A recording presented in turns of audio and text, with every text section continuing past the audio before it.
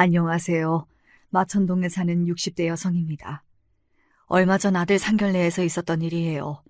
안 사돈 되는 양반은 상담 심리를 전공한 교수였어요. 그런데 아들이 혼외자라고 하는 걸 알았는지 내 남편 외도를 받아줬다고 저를 무슨 환자 취급하더라고요. 사람마다 각자 처한 상황이 다른데 말이에요. 아니, 어떻게 남편이 다른 여자랑 몸을 섞었는데 참을 수가 있어요? 하긴 능력이 없으면 어쩔 수 없겠죠?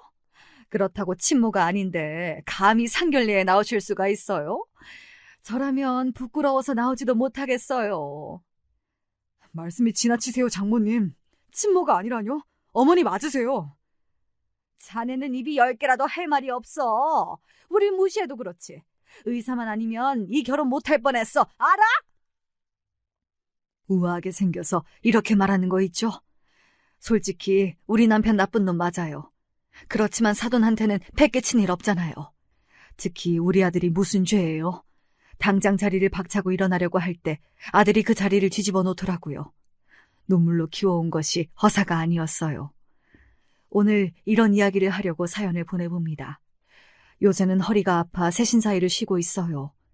사연 듣는 일이 취미가 되어버렸는데요. 가만히 보니 제 이야기도 만만치 않아요. 다들 가슴속에서 드라마 한 편 같은 사연들 갖고 있다고 하잖아요. 이렇게 터놓고 말하면 기분이 좋아지겠죠. 허리 통증도 스트레스를 받으면 심해진다고 아들이 그랬거든요. 여기서 시원하게 속풀이 한번 해볼게요. 단도직입적으로 제 인생의 큰 하자는 남편입니다. 결혼 전부터 여자가 있었어요. 그것도 모르고 좋다고 신혼살림을 시작했어요. 게다가 아들까지 데리고 왔네요. 기가 막히죠? 그런데 그 아들이 공부를 잘했어요. 설상가상 남편은 교통사고로 죽어버려 실질적 가장은 저였죠. 다행히 아들은 기운정을 고맙게 생각했습니다. 하지만 제가 아들의 결혼에 결정적 짐이 될 줄은 몰랐어요. 혼외자 안 버리고 품었더니 사람들은 저한테 보살이라고 하던데요. 하지만 잘난 안사돈은 제가 바보라서 그런 줄 아나 봅니다. 진짜 제 인생은 쉬운 일이 하나도 없었거든요. 여러분은 어떠세요? 저는 태어날 때부터 전쟁이었습니다. 딸만 6 중 넷째인 저는 집에서 천덕꾸러기였어요. 엄마가 저를 임신했을 때 할머니가 용꿈을 꾸셨대요. 아들 꿈이라고 난리가 났어요. 처음으로 할머니가 시장에 가서 엄마가 먹고 싶다던 사과도 사오고 밭일도 안 시키고 공주 대접을 해줬대요. 그런데 낳고 보니 딸이라 엄마는 점심때 저를 낳고 바로 밭일을 했대요. 아무도 거들떠보지 않던 저는 엄마 젖도 못 먹었어요. 빽빽 울어도 엄마는 젖도 안 물렸고 첫째 언니와 둘째 언니가 밥물 끓여 먹였다고 해요. 그런 언니들마저 없었으면 죽었을지도 모른다고 하대요. 고추 안 달고 나왔다고 이래도 되는 겁니까? 엄마를 그렇게 구박하던 할머니는 제 막내 여동생 낳는 것 보고 눈도 못 감고 돌아가셨어요. 우리 엄만 쓸데없는 딸만 6이라고 했지만 그 딸들 덕분에 비행기 타고 해외도 가보셨어요. 관절이 다쳐서 못 움직일 때도 딸들이 다 자기 집에 가서 모셨고요. 하지만 아버지는 아니었어요. 아버진 결국 다른 여자한테서 아들을 보고 말았죠. 그래서 하루 이틀 집에도 안 오셨어요. 그날도 아들을 낳은 여자 집으로 달려가는 아버지 바짓가랑이를 엄마가 붙들었어요. 이거 놔. 아들도 못 낳는 것이 성질하고는. 6인데 그중에 아들을 못 놓냐? 사람 구실도 못하는 게 이거 못 놔? 아들 없다고 다른 데 가서 새끼를 낳냐? 그게 사람이냐 짐승이지? 가려면 곱게 가. 왜 돈을 가져가는데 왜? 우린 뭐 먹고 살라고? 이게 죽고 싶나 확 그냥. 짐승도 제 새끼 걱정해. 우리 딸들은 굶고 있는데 다른 여자랑 밥이 들어가냐? 오늘 너 죽고 나 죽는 거야. 가만 안 둘 거야? 대화를 들어보면 알겠죠. 엄마가 할머니한테만 순한 양이었지 아주 성난 들깨처럼 무서운 분이었어요. 그래서 아버지와 정분이 난 여자 집으로 쳐들어가서 살림을 깨고 난리를 친 적이 있어요. 그 집에는 배다른 어린 남동생이 있었거든요. 걔도 무서워서 오돌오돌 떨고 있더라고요. 같이 이불 속에 숨어서 엄마가 진정되길 기다렸죠. 저랑 이 아이는 무슨 죄예요. 엄마는 항상 그 집 찾아갈 때는 저를 데리고 가셨어요. 한 달에 한 번 정도는 가서 성질을 피웠는데 그거라도 안 하면 엄마는 숨을 쉴 수가 없었다고 하네요. 처음에만 난동을 부렸고 나중에는 배다른 남동생만 하염없이 바라보고 오시곤 했어요. 하지만 아버진 우리보다는 그 집이 더 좋았던 모양이에요. 재산을 아름아름 빼돌리던 아버지는 땅 문서, 집 문서를 들고 그 여자와 야반 도주했어요. 졸지에 길거리로 나앉은 우리들은 둘씩 짝지어서 이모네로 외삼촌 집으로 뿔뿔이 흩어졌지요. 몇 개월 동안 얼마나 눈칫밥을 먹었는지요. 저는 엄마가 다신 우릴 찾으러 오지 않을 줄만 알았어요. 언니들도 보고 싶고 무서운 엄마도 그리워졌어요. 아버지가 그렇게 원망스러울 수가 없었어요. 커서 아버지 같은 남자는 절대 만나지 않겠다고 다짐했죠. 계절이 2번 바뀌고 나니 엄마가 수척해진 모습으로 우리 앞에 오셨어요. 그리고 다 쓰러져가는 초가집으로 우릴 데려갔죠. 아버지를 찾아 헤매다 문득 깨달음이 왔대요. 가족을 버린 남편을 더 이상 보지 않기로요. 그리고 날품 파리부터 국밥집 찬모, 노점을 하며 저희 6자매를 키웠습니다. 엄마의 피눈물을 보고 자라서 그런지 저희는 엄마의 일이라면 2팔 벗고 나섰어요. 나중에는 서로 모시겠다고 할 정도였으니까요. 쓸데없는 딸 자식이 엄마에게는 보석 같은 존재였던 거죠. 그런데 아버지는 아니었어요. 그렇게 재산을 가지고 도망가셨던 아버지는 5년도 못 사시고 뇌출혈로 쓰러지셨어요. 중풍이었죠. 여자는 바로 아버지를 버리고 도망갔고 시름시름 앓던 아버지는 혼자 돌아가셨어요. 더 가엾은 것은 배다른 동생도 아버지가 죽고 도망간 자기 엄마 찾는다고 헤매다 저수지에 빠져 죽었대요. 발을 헛디뎠다고 하던데 저는 이불 속에서 엄마의 난동을 피해 숨어든 그 남동생이 자꾸만 눈에 어른거렸어요.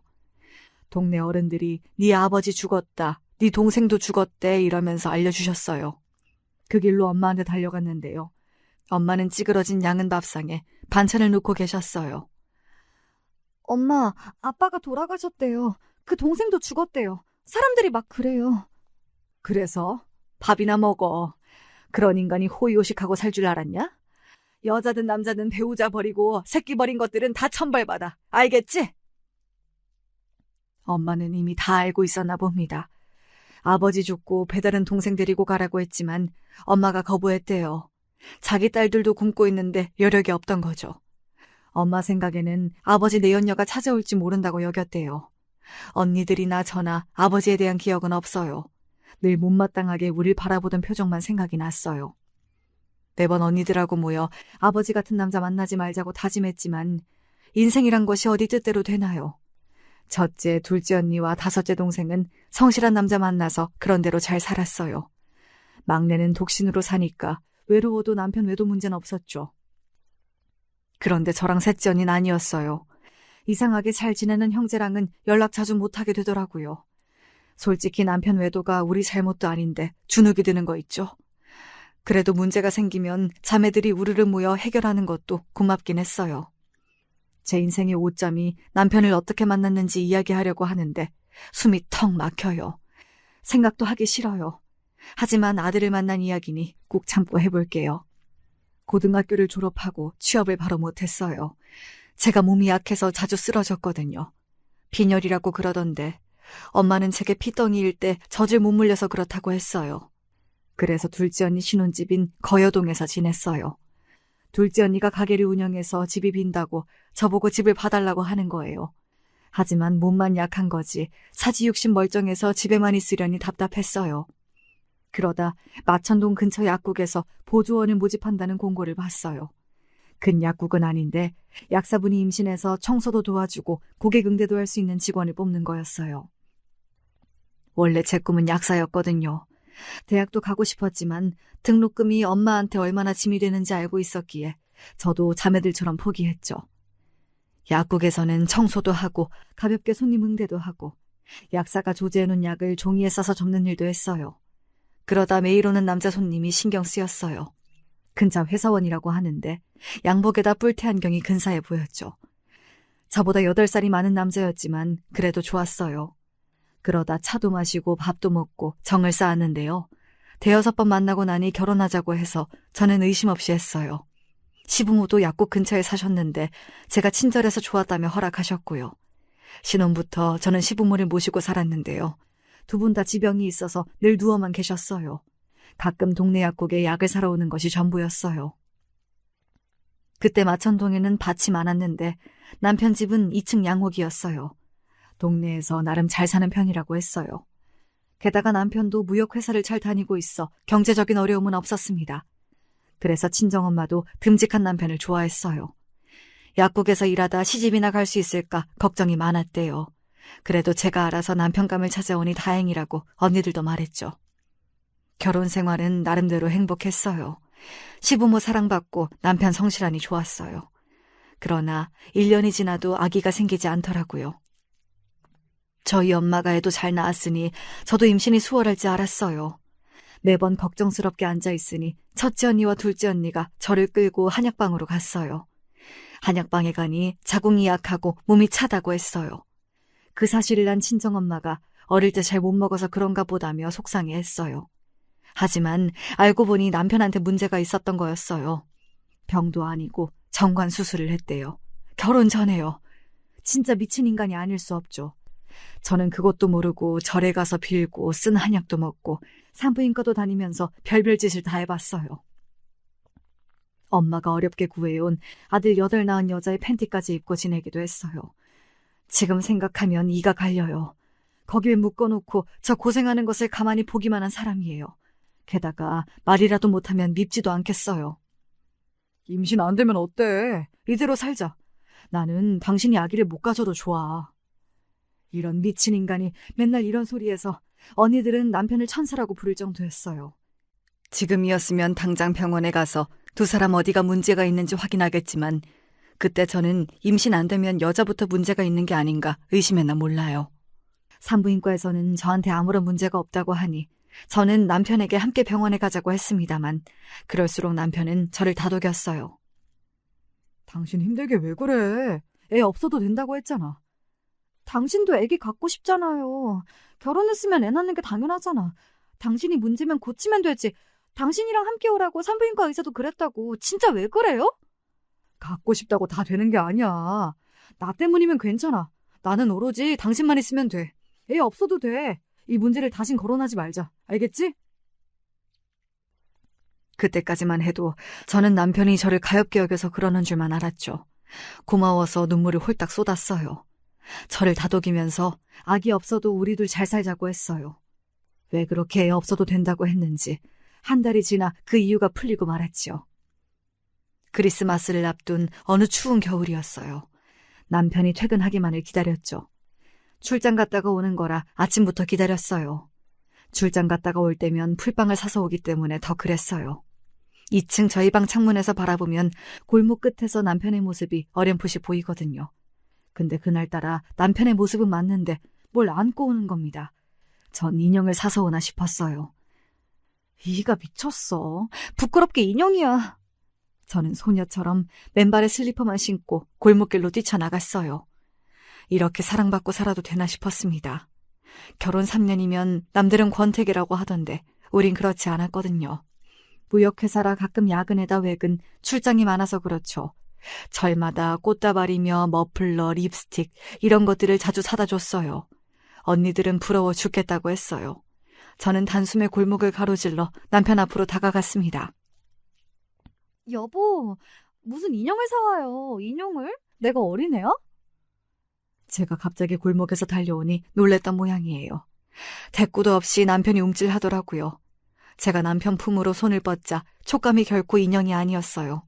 숨도 쉬고 눈도 깜빡이고 입도 움직이는 귀여운 사내 아이였죠. 제가 갑자기 만졌는데도 다행히 울진 않았어요. 서너 살쯤 되어 보이는 아이는 남편 품에서 떨어질 줄 모르더라고요. 뭐야, 이 아이? 아빠.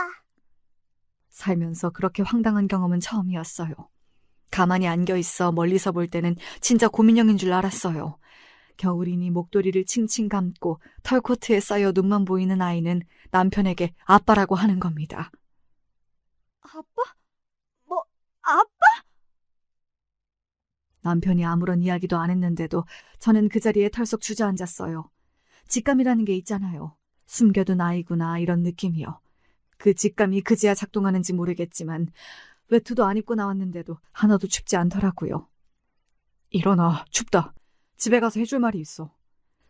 남편은 그때도 당당했어요. 해줄 말이라니 뭔 말이요? 도대체 뭔 말인데? 저는 그 자리에서 울고 말았어요. 3년이란 세월 동안 저를 속이고 몇 개월 연애할 때도 여자가 있다는 말 한마디 없었어요. 그런데 아이라니요. 알고 보니 남편에게는 그동안 계속 여자가 있었대요. 그 여자가 아이를 낳고도 남편과 결혼하지 않겠다고 했답니다. 늙은 부모가 아프시니까 싫다고 했대요. 게다가 그 여자는 가정생활을 충실히 할 수 있는 여자가 아니었어요. 부잣집 세컨드를 하다가 남편을 만난 그렇고 그런 여자였어요. 하지만 시부모는 당신들 몸이 아프니 얼른 남편이 안정되길 원하셨겠죠. 아들이 결혼해야 여한 없이 눈을 감을 수 있다고 하니 남편은 당장 어떤 여자든 필요해서 저랑 결혼했답니다. 그게 말입니까? 더 기가 막힌 것은요. 여자도 남편이 결혼하는 것을 찬성했대요. 아이도 있으면서 왜 그런지 잘 이해가 되지 않았어요. 다른 여자랑 결혼해도 돼. 그러면 내가 당신 옆에 계속 있을게. 우리 아들이랑. 결혼도 돼도 아이는 안 된다는 여자는 남편에게 무리한 요구를 했어요. 얼마나 좋으면 그런 말도 들어줍니까? 아이는 저랑 결혼하기 한 달 전에 낳은 거래요. 아버지가 세상에서 제일 나쁜 사람인 줄 알았는데 그보다 더한 사람도 있다는 것을 알았습니다. 당신이 너무 잘해줘서 당황은 했어. 우리 엄마 아빠한테도 정성을 다하고 나한테도 가분했지. 그래서 늘 가책을 느꼈어. 그건 진심이야. 물론 그 여자를 사랑하고 있는 건 맞아. 근데 당신도 아마 영원히 잊지 못할 거야. 닥쳐. 그걸 말이라고 해? 당신은 미친놈이야. 저는 일어나 남편의 뺨을 갈겨버렸습니다. 사랑이요? 사랑이라는 게 이런 건가요? 여자는 완전히 남편 돈만 필요한 사람이었어요. 아이도 남편한테 돈을 뜯어내려고 낳은 거고요. 그걸 모르고 사랑? 남편을 돈을 빌려서 여자에게 줬어요. 친구들에게 돈도 빌리고 사치를 쓰기도 했다는데 그걸 지금껏 갚지도 못하고 끙끙대고 있었대요. 미안해. 미안하다니까. 나도 당신이 이렇게 잘해줘서 너무 미안하다고. 그동안 그 여자랑 살림을 차려놓고 미안하면 다냐? 그게 말이 돼? 부모님 돌아가실 때만 너랑 살려고 했고 그 후 다 보상하려고 했어. 무슨 보상을 해? 남의 인생 다 망쳐놓고 무슨 보상? 너는 네 부모 죽기를 바라니? 얼른 돌아가시라고 기도하지 그래. 차라리 간병인을 고용해라. 그게 낫겠다. 미친 인간아. 결혼 안 하면 아버지 재산이랑 이 집 안 주신다고 하는데 어쩌냐? 그래서 그 여자가 하라는 대로 정관 수술까지 하셨다. 미친놈, 나쁜 놈. 그런데 애는 왜 데리고 와? 인제 새끼도 못 본대? 도망갔어. 다른 남자랑.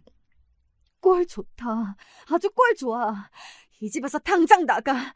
이 집 아버님이 나 준다고 했어. 알아? 살다 시부모 모시기 싫다고 자기 남자 결혼시키는 여자는 처음이었어요. 물론 돈줄 찾아다니는 질 낮은 여자라면 그럴 수도 있을까요? 나이트클럽에서 만나 사랑을 꽃피웠다고 말하는 남편의 입을 꿰매고 싶었죠. 정상적인 여자라면 그게 말이나 됩니까? 장가 보내고 정관 수술시키고 부모 죽을 때 기다리고? 그 여자는 남편보다 5살이나 많대요. 여우한테 홀려도 단단히 홀린 이 남자, 꼴도 보기 싫었어요. 혼외자가 있는 걸 아신 시부와 시모는 응급실까지 다녀오셨죠. 평생 음전했던 시모는 아들의 기막힌 행태에 아예 거동 못하게 됐고 교장으로 퇴직하신 시부는 가문의 수치라며 한동안 말을 안 하셨어요. 그러다 나중에는 시부가 제 손을 잡고 잘못했다고 오히려 싹싹 비셨어요. 대신 2층 양옥집을 제 이름으로 해주신다고 했어요. 그리고 이혼해서 새 출발하라고 하셨죠. 모질게 마음을 먹고 짐을 몇 번이나 싸고 풀렸는지 몰라요. 병든 시부모와 우는 어린아이가 있는데 차마 못 나오겠대요. 그래서 남편을 당장 내쫓아버렸죠. 한시도 같은 집에서 숨을 쉬기 어려웠어요. 남편도 순순히 여간방으로 가더라고요. 시부모도 저를 말리진 않았어요. 게다가 아이는 그렇게 가는 제 아빠를 바라보기만 했어요. 아빠하고 따라간다고 하면 그대로 두려고 했는데 아이는 가만히 웅크리고 있었어요. 그 아이가 바로 지금 제 아들입니다. 남편을 내쫓고 방에서 제가 울고 있는데 한쪽 구석에서 꼬르륵 소리가 나는 겁니다. 애 뱃속에서 그렇게 큰 소리가 나는 걸 처음 들었어요. 생각해보니 저녁 시간이 훨씬 지났던 거예요. 저는 눈물을 훔치고 부엌에서 대충 밥을 차려왔어요. 애들은 참기름에 밥 비벼서 김치 씻어주면 잘 먹잖아요. 그렇게 준비했는데 나오라고 해도 아들은 구석으로 자꾸 기어들어갔지요. 오랫동안 웅크리고 있다가 제가 참기름과 간장에 밥을 비비니까 냄새 때문인지 서서히 기어나왔어요. 그 밥을 어찌나 맛있게 먹는지요. 저는 아들의 눈망울에서 예전에 배다른 동생이 떠올랐어요. 그래서 아들이 남다르게 느껴졌어요. 게다가 아이는 4살이라고 하는데 말을 너무 잘하는 거 있죠? 누나 배고파. 밥 더 줘. 누나? 내가 누나야? 누나로 보여? 응, 누나 밥 더 주세요. 네? 너 말 진짜 잘한다. 근데 뱃속에 거지가 들었니? 밥 몇 그릇째야? 밥 줘. 맘마 줘. 아이는 금방 적응했어요. 아빠, 엄마도 찾지도 않았어요. 그런데 매번 배고프다 칭얼거렸어요. 이 집에서 밥을 주는 사람이 저란 걸 아는지 누나라고 부르며 제 주변을 맴도는데 싫다기보다 불쌍해 죽겠더라고요. 저도 엄마가 외면하고 아빠가 무관심할 때 이상하게 배가 고팠거든요. 그래서 목욕도 하고 밥도 주고 아이를 돌보기 시작했어요. 누가 보면 저보고 바보 천치라고 할 정도로 아이한테 잘했어요. 시부모는 제 눈치를 슬슬 보면서 아들을 이뻐하셨어요. 대놓고 못하고 저 안 보는 곳에서 만지고 어르고 하시더라고요. 몇 달이 지나 시부모님이 안정을 찾으셨어요. 저는 이 집에서 나가야 하겠다고 생각했죠. 사기 결혼을 당했는데 굳이 살 필요도 없잖아요. 집 나간 남편은 그 여자를 찾느라 전국을 헤매고 다니고 있다는 말이에요. 안방에서 짐을 싸고 있으니 시부는 잘 생각했다며 좋은 사람 만나라고 하셨어요. 그런데 다른 방에서 자고 있던 아들이 현관에 있는 제 신발을 품에 안고 울기 시작했어요. 누나도 나 두고 도망갈 거야? 우리 엄마도 그랬대. 가지 마. 누나 못 가게 신발 안 줄 거야. 가지 마. 그때부터였을까요? 저는 그 집에 머물고 말았어요. 엄마가 남편이 혼외자를 데리고 왔다는 소식을 듣고 언니들하고 우르르 시댁에 몰려왔어요. 사위 나오라고 난리가 났죠. 그때 엄마 눈에 제 아들이 보였나 봐요. 남편하고 꼭 닮은 꼴이 말하지 않아도 알아보셨나 봅니다. 바로 대성통곡을 하셨습니다. 자식 부모 팔자 안 닮게 하려고 이 고생했는데 아이고 아이고 하시면서 가슴을 쥐어뜯더라고요. 당장 짐 싸라며 저를 데리고 가시려고 하는데 우리 아들이 그렇게 우는 겁니다. 누나 가지마, 누나 가지마, 안 돼. 누나. 애도 울고 우리 엄마도 울고 난리가 났어요. 등신아, 정줄 게 없어 남편 데려온 자식한테 정주냐, 등신아. 아들이 하도 매달려서 아무도 뗄 수가 없었어요. 아이가 자지러지게 울고 입에 거품까지 물자 엄마는 네 팔자니까 이 약 물고 살라고 하시면서 가셨어요. 그 후에 아들은 늘 제 옆에 붙어 있었어요. 아들이 초등학교에 입학하고 얼마 후 저한테 이런 고백을 했어요. 지금껏 살면서 살갑게 대해준 사람은 저 하나랍니다. 그 내연녀는 늘 술 먹고 늦게 들어오고 아이를 그대로 방에 두고 외출하고 다녔다고 해요. 밤에 무서워 울다가 지쳐 잠든 적도 많고 나중에는 무섭긴커녕 배가 고파 힘들었대요. 남편은 그런 것도 모르고 그 여자 치마 폭에만 쌓여서 정신을 못 차렸다고 하니 억장이 무너지더라고요. 누나, 나도 유치원 가고 싶어. 어디서 들었는지 유치원 소리를 했어요. 그런데 집에 돈이 점점 없어졌어요. 남편은 아예 직장도 때려치우고 아이 엄마를 잡으러 다녔어요. 그래서 시부모가 모아둔 돈으로 생활하고 있었거든요. 유치원 갈 돈이 없어 제가 괜히 미안했어요. 솔직히 유치원보다 더 큰 문제는 아이가 곧 학교 갈 나이라는 겁니다. 언제까지 제가 이 아이와 살아야 할지 결정을 내리지 못했어요. 이혼할까? 아이는 어떻게 할까? 이런 고민 중에 시모가 돌아가셨어요. 어디로 갔는지 연락도 안 되는 남편이라 제가 혼자 장례식을 치르고 말았어요. 언니와 엄마는 당장 남편을 찾으라고 난리가 났죠. 제 부모를 이렇게 맡겨놓고 여자의 미친놈을 무슨 수를 찾을까요? 하지만 결국 일이 터졌습니다. 여기 병원인데요. 보호자 빨리 오세요. 여기저기 찾아 헤맨 남편. 내연녀를 발견하고 쫓아가다가 교통사고를 당했어요. 몇 개월 혼수 상태로 누워있다가 호흡이 멈춰버렸습니다. 그 소식에 시부도 심장마비로 돌아가셨고요. 1년 사이에 많은 일이 생겼어요. 결국 2층 양옥집에는 아들과 저만 덩그러니 남았더라고요. 제가 떠나면 이 아이는 보육원에 맡겨질 판이었어요. 제가 며칠을 더 고민하니 한밤중에 엄마가 택시를 타고 집에 오셨습니다. 내일 아침에 아이는 보육원에 주고 집 팔고 그 돈으로 공부를 더 해보라고 엄마가 하셨지만 저는 고개를 내저었습니다.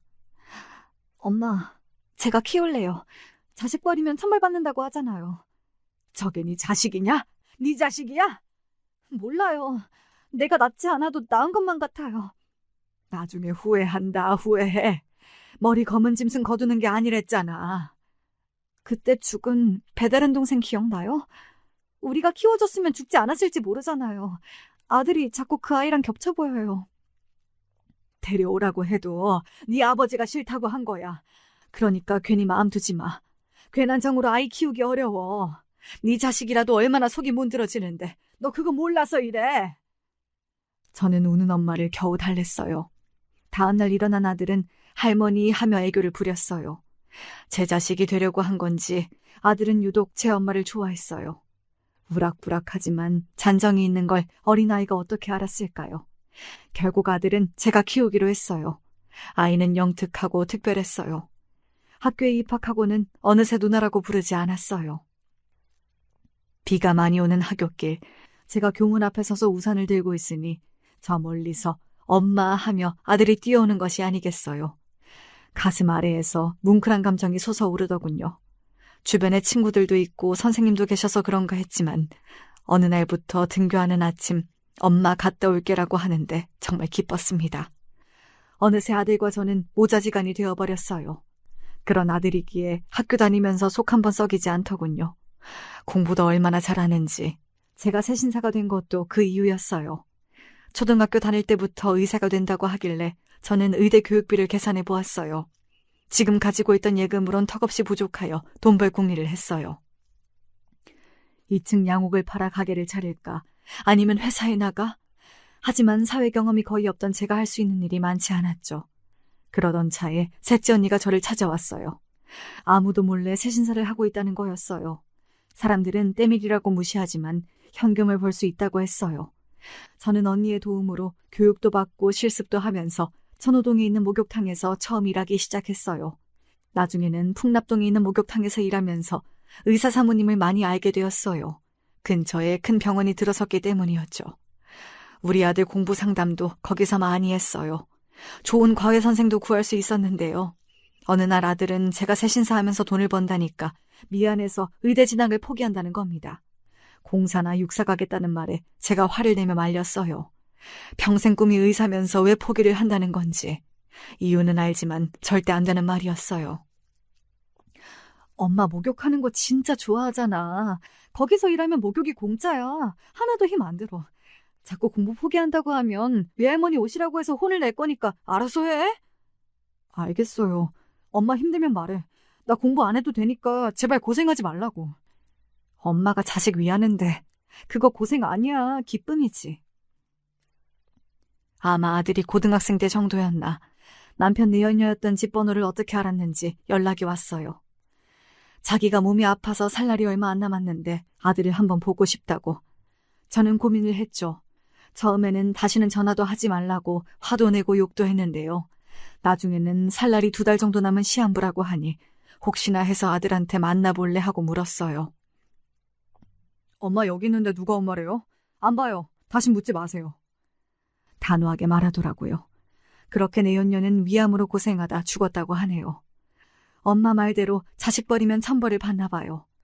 결국 아들은 명문대 입학하고 그 어렵다는 의사 공부 다 했죠. 그동안 저는 허리 디스크가 발생했어요. 통증을 느껴도 이를 물고 때를 밀었어요. 제가 아프다고 하면 의사 안 한다고 할까봐 말도 못했죠. 새신사 동료가 물어보대요. 왜 그렇게 남의 자식 죽도록 키우냐고요. 이유는 저도 모르겠어요. 한솥밥으로 그렇게 30년 이상 먹고 살다 보니 어느새 가족이 되어버렸습니다. 시간은 지나 아들이 의대생에서 전문의가 되고 나서 저도 일주일에 2번 정도 새신일을 하며 쉬게 되었어요. 아들은 고맙게도 월급의 절반을 꼭 저를 주었습니다. 그러지 않아도 된다고 했지만 아들의 뜻을 알기에 일단 고맙게 받았어요. 그러던 중 사귀는 여자가 있다고 했어요. 그 여자와 결혼도 하고 싶다고 말하네요. 드디어 아들도 2층 양옥집을 떠날 날이 온 거예요. 그동안 힘든 일도 있었지만 저는 이 집은 팔지 않았어요. 이걸 팔면 남편을 용서하는 느낌이었거든요. 다행히 이쪽 지역 땅값도 많이 올라서 팔고 좋은 곳으로 갈 수도 있었지만 저는 팔지도 않고 그대로 쭉 살고 있었어요. 아들은 며느리 될 여자를 데리고 와서 인사를 시켰습니다. 대학병원 약사라는 여자는 인상, 말투, 하는 행동 다 마음에 들었어요. 자기야, 여기 양옥집은 엄마 집이니까 함부로 넘보지 말고. 나는 우리 엄마한테 대드는 것도 못 봐. 자기보다 우리 엄마가 먼저니까 그거 싫으면 결혼하지도 마. 넌 거짓말도 참도 잘한다. 내가 너 혼내면 제일 먼저 달려와서 난리를 칠 거다. 아니에요. 어머님이 1순위래요. 아들이 엄마라면 하늘의 별도 따다 준대요. 별 못 따니까 그렇지. 말만 그래, 말만. 말만이라니. 그럼 따줘요? 말씀만 하세요. 싱거운 소리 그만해. 난 우리 며느리가 1순위야. 감사해요, 어머님. 아들은 며느리에게 사실대로 다 말했대요. 나와 어떤 관계인지도요. 그래도 절 어머니라고 부르는 게 예뻤어요. 아직 겪어보진 않았지만 아들이 선택한 사람이니까 좋을 거라는 믿음이 있거든요. 그래서 저도 며느리가 마음에 들어 결혼하라고 했고요. 양옥 팔아서 집을 사주겠다고 하니까 그건 안 된다고 아들이 펄쩍 뛰었어요. 나중에 고쳐서 함께 살 거래요. 말이라도 그렇게 해주니 고마웠어요. 그렇게 아들은 늘 저에게 힘이 되어 주었습니다. 나중에 알고 보니 약사 며느리 집안이 빵빵하더라고요. 안사도는 교수이고 바깥사도는 대기업 임원이래요. 아들이 혹여 기가 죽지 않을까 걱정이었어요. 내가 왜 기가 죽어 엄마가 있는데 이러는 아들 말에 안심이 되긴 했어요. 아들이 이참에 옷 몇 벌 사라며 자기 카드를 줬어요. 덕분에 머리도 하고 새 옷도 사 입었습니다. 저도 차려입으니 기분이 좋더군요. 목욕탕 습한 열기가 아닌 오랜만에 아들과 외출해서 그런지 저도 모르게 들뜨게 되었어요. 게다가 바깥 사돈이 사줬다는 아들의 새 차는 좋아 보였어요. 의사 사위가 소원인데 이루게 되었다며 새 차를 뽑아줬대요. 아들이 인정받고 사랑받는 것 같아 다행이라고 생각했어요. 안사돈이 교수라는데 괜히 어색하다 얘. 김씨 아줌마 딸하고 결혼하면 좀 좋아. 그냥 편하게 돼지갈비집에서 만나면 되지. 김씨 아줌마 딸 중학생인데 언제 커? 나 급해, 엄마. 눈도 깜짝 안 하고 징그러운 소리도 잘한다. 그나저나 살 집은 마련된 거야? 아니면 엄마가 도와주고. 며느리 줄 반지 세트 해줬으면 됐지. 그냥 전세 구했어요. 이 차도 안 받으려고 한 거 장모님이 난리를 쳐서 받긴 했어요. 엄마는 부담 안 가져도 돼요. 알겠죠? 신혼여행이라도 보내줄게. 하와이, 몰디브, 유럽 말만 해. 그 정도 능력은 되니까. 우리 당장 신혼여행 못 가요. 요새 응급실 근무도 하니까. 그래? 난 뭐라니? 걱정이다, 걱정이야. 걱정이 엄마 허리를 더 망가뜨릴 수 있어요. 디스크도 스트레스로 발생하는 겁니다. 알겠어요, 선생님. 근데 결혼하고 너 여자 조심해. 내 손에 걸리면 너 죽고 나 죽는 거다. 아유, 무서워. 외할머니 닮아서 너무 무섭다. 어느새 아들은 우리 언니네 가족들과 자연스럽게 친해졌네요. 우리 엄마 보고 외할머니라고 하면서 생일이건 명절이건 안부 전화라도 하더라고요. 자랑삼아 한 말씀 드리면 언니네 조카 중에 우리 아들이 제일 공부도 잘했어요. 아들이 전문의까지 되니 요새는 목에 힘이 좀 들어가네요. 어느새 상견례 장소에 도착했어요. 근사한 이탈리아 식당이라도 예약한 줄 알았더니 갈비집이었어요. 이런 데서 상견례 해도 돼? 제가 그랬더니 엄마 편한 대로 찾아왔다고 하더라고요. 세심한 구석이 있어 고맙기도 했어요. 음식마저 낯설면 더 어색할까 고민했는데 다행이더라고요. 가게는 여느 고깃집이 아니라 레스토랑 같았어요. 종업원이 예약된 방으로 우리를 안내해줬어요. 가보니 우아한 귀부인 하나랑 중후한 신사분이 있더라고요. 귀티가 잘잘 흐르는 사람들이었어요. 인사를 건네고 앉게 되었는데 참 뭐라고 해야 되나 싶은데 갑자기 원래 며느리도 의대를 보낼 수 있었는데 약학계통에 관심이 있어 약사가 되었다고 안사돈이 말문을 열었어요. 저도 약국에서 일했는데 약냄새가 좋은 사람들이 있어요. 저도 참 좋더라고요. 맞아요. 어머님, 저도 그게 좋았어요. 아니, 동네 약국이랑 대학병원 약국은 달라요. 약 조제는 우리 딸이 하는 게 아니라요. 하긴 아실지 모르겠네요. 하여간 의사로 키우시느라 고생 많으셨어요. 돈이 한두 푼이 아닌데 목욕탕에서 고생 많이 하셨다고 들었어요. 네, 뭐 그냥 이랬죠. 아들이 공부를 워낙 잘하니까요. 세신사로 고생 많으셨죠. 그거 아니면 저 의대 못 갔습니다. 직업에 귀천이 있습니까? 아드님 잘 키워내셨어요. 훌륭하세요. 당신도 본받아. 저렇게 이해심 많고 천사 같은 분도 계시네 그래. 그 순간 안사돈의 안색이 차갑게 변했어요. 저보고 천산이 어쩌니 하는 것 보니 정직이 철학인 우리 아들이 벌써 자신의 출생 다 이야기했나 싶었습니다. 하지만 안사돈은 그걸 받아들이기 어려웠나 봅니다. 이상하게 저를 공격하기 시작했어요. 네, 그렇죠. 부군 돌아가시고 고생이 많으셨겠어요. 근데 제가 듣기로는요.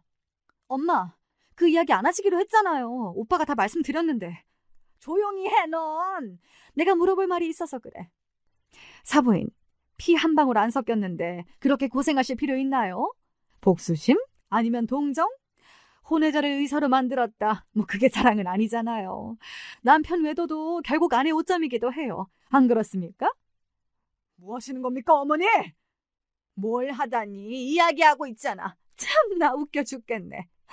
혼외자 아들 의사까지 만들어? 굳이 왜? 때밀이까지 하면서 말이야. 지나가던 사람들이 웃어요. 여자들이 이렇게 미련하게 참고 사니까 남자들이 못된 짓을 하죠. 갑자기 상견례장에 찬바람이 불기 시작했습니다. 남편이 나쁜 놈은 맞습니다만 이제와 안사돈이 할 말은 아니죠. 말씀 좀 해보세요. 갑자기 말이 없어요? 하긴 능력이 없으셨으니 참고 살았겠지만 그게 정답은 아니죠. 게다가 친모도 아닌데 우리 딸한테 시모 대접 받으시면 안 돼요. 오늘 상견례 이후 결혼식장에는 안 오셨으면 좋겠어요. 아니 이 여자가 무슨 소리야. 교양 없이. 사과드려 어서. 참고 사는 게 어때서? 우리네 어머니 다들 그렇게 사셨어. 그니까 그게 잘못이에요. 왜 여자만 참아요? 혼외자 키운 게 뭐 대단한 일 했다고 다들 난리야. 저기요. 말씀 좀 해보세요. 왜 참고 사셨어요? 그런 여자들 보면 이해가 전혀 안 가. 바보들 같아. 예전에는 무식하고 못 배웠다고 치죠. 남자 외도 받아주면 습관이 돼요. 당신 같은 사람 때문에 외도 이해 못하는 여자들이 손해를 본다고요. 엄마, 그만하세요. 어머님이 무슨 외도를 이해해요? 왜 나보고 야단이야? 얼마나 못났으면 혼외자까지 키우니? 때밀이 하면서. 듣고는 있는데 저 여자가 뭐라고 하는 건지 한국말인데 이해가 전혀 안 되었어요. 참고 살다니 뭘 손해를 본다는 건지. 외도를 이해해요? 어떤 여자가 자기 남편이 다른 여자 만나는 것을 이해합니까? 아들이고 뭐고 이 자리를 박차고 나가려고 하는데 아들이 벌떡 일어났습니다. 그렇게 이해가 안 되는데 나랑 결혼 왜 합니까? 이 결혼 안 하겠습니다. 말도 안 되는 소리 마. 대학병원 안에 너희들 결혼하는 거 모르는 사람도 있니? 외삼촌한테도 그렇게 말할 수가 있어? 누구 딸 인생을 망치려고 그래? 감히! 일개 혼외자가 병원장 조카랑 결혼 파토 낼 수도 있죠. 뭐가 문제예요? 내가 참고 봐주니까 뭐? 너 진짜 의사 못하게 해줘? 당장 취소해 그 말! 다들 그만 못해? 당신 왜 그래? 자네도 앉아. 혼외자 새끼라고 하더니 진짜 개판이야. 그때였어요. 아들은 불판을 손으로 집어 바닥에 던졌어요. 그리고 결혼 반지랑 주머니에 차키를 화로에 집어넣어 버렸습니다. 어머니, 일어나세요. 개소리 더 이상 못 들어주겠어요. 오빠, 미안해. 어머님 죄송해요. 시끄러워. 나 이제 아는 척도 하지 마. 다 끝이야. 아들은 제 손을 끌고 그 자리를 박차고 나왔습니다. 며느리는 우릴 잡지도 못하고 발만 동동거리고 있었어요. 속은 시원했지만 며느리가 걸렸어요. 그렇게 나쁜 애는 아니었는데 말이에요. 택시를 타고 집으로 돌아오는 길 서로 아무 말도 안 했어요. 집에 와서 저는 시원한 물 한 잔을 마셨어요. 아들은 소파에 앉아 길게 한숨을 쉬더니 허탈하게 웃었어요. 엄마 죄송해요. 오늘 기분 좋게 가셨는데. 내 기분이 너만 하겠어. 그래서 결혼은 진짜 안 해? 엄마랑 저 무시하는데 할 순 없어요. 절대로 안 돼요. 그건 그래. 우릴 무시하면 가족이 될 수 없지. 확실하게 해. 시작도 끝도. 네, 마음 너무 쓰지 마세요. 저 이제 출근할게요. 병원으로 가는 아들의 뒷모습이 얼마나 쓸쓸하던지요. 저는 그날부터 잠이 잘 오지 않은 거예요. 정말 잘못한 건가요? 혼외자를 받아주고 의사로 만든 게 말이에요. 아들은 며느리 전화도 받지 않고 식장부터 전부 취소시켜버렸어요. 저를 무시하면 아들도 무시하는 건데 말리지 않았어요. 인연이 아니라면 안 하는 것도 맞지 않나 이렇게 생각했는데요. 며느리가 전화가 왔어요. 울면서 말이에요. 어머니, 죄송해요. 저번에 저희 어머니가 실수하셔서 기분 나쁘셨죠? 그게 실수니? 원래 그렇게 생각하신 거잖아. 실수라고 하면 안 돼. 네, 그렇군요. 다시 한번 죄송해요. 그런데요, 어머니. 저 오빠 없으면 안 돼요. 오빠는 저랑 결혼 안 한다고 했어요. 도와주세요. 저는 오빠랑 결혼하고 싶어요. 엄마 안 보고 살아도 돼요. 나도 모르겠다. 내가 도와줄 수 있는 문제가 아니야. 너무 막 나가시더라. 솔직히 그 말이 나만 무시한 거야? 우리 아들도 혼외자라고 무시하는 거지. 어머니, 저 어떡해요. 병원에서도 말도 안 해요. 엄마가 찾아가도 말도 없고. 어머니 하신 일이니 어머니가 해결하라고 해. 그만 전화 끊는다. 며느리는 계속 울기만 하네요. 하지만 어쩌겠어요. 아들이 결혼을 안 하겠다는 것을요. 저는 더 해줄 말이 없어서 전화를 끊었어요. 그런데 며칠 후에 안사돈이 집으로 찾아왔어요. 며느리가 식음을 전폐하고 단식 투쟁 중이랍니다. 이러다 외동딸 잘못될까 저를 만나고 싶대요. 우리 아들은 병원으로 가도 전혀 반응이 없대요. 투명인간 취급한다고 하더라고요. 저는 안사돈을 만나서 저번에 오해를 풀고 싶었어요. 하지만 안사돈은 사과도 없이 본론만 말했어요. 사위가 결혼 없자고 하던데 사부인이 말려주세요. 싫어요. 아들이 하기 싫다면 저는 말릴 이유가 없어요. 저번에 제가 한 말이 부당한가요? 전 혼외자를 의사까지 만드는 저희가 궁금해요. 저희란요? 자식 키우는데 무슨 이유가 있나요? 애가 하고 싶다고 하길래 밀어줬어요. 그리고 혼외자라서 싫으시면 결혼하지 마세요. 이렇게 매달릴 이유가 있나요? 따님이 능력이 부족해요? 네? 우리 딸 명문가로 시집 충분히 갑니다. 무슨 말씀이세요? 됐고요.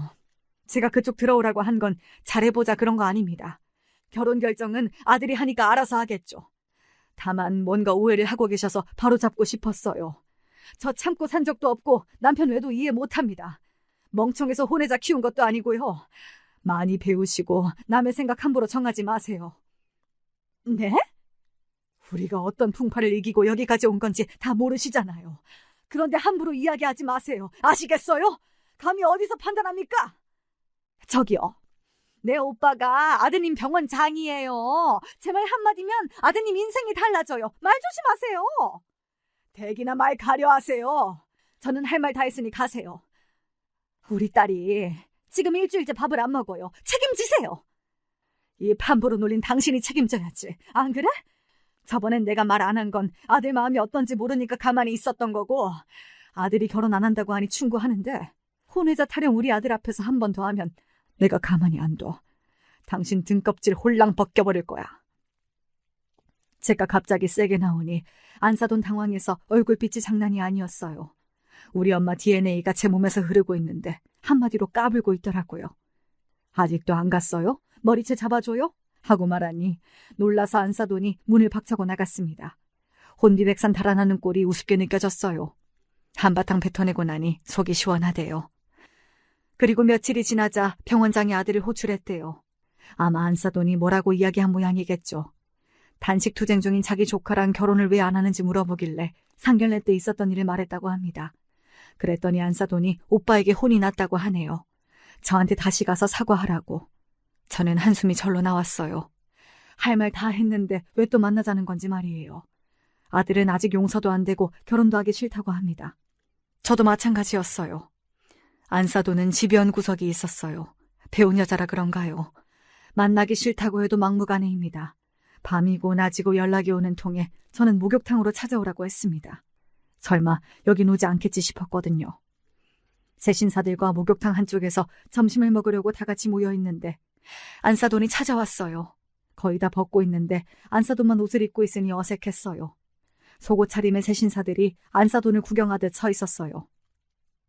조용한 곳에서 이야기 좀 하자는 걸 여기서 하라고 했더니요. 안사돈이 갑자기 무릎을 꿇었어요. 목욕탕 탈의실에서 말이에요. 병원장 오빠가 이번 결혼 성사 못하면 인연을 끊는다고 했대요. 병원 인재의 심기를 어지럽힌 죄를 묻겠다 했대요. 하긴 우리 아들이 흉부외과 의사인데 요즘 외과 의사 구하기도 어렵고 흉부 쪽은 지원자가 부족하거든요.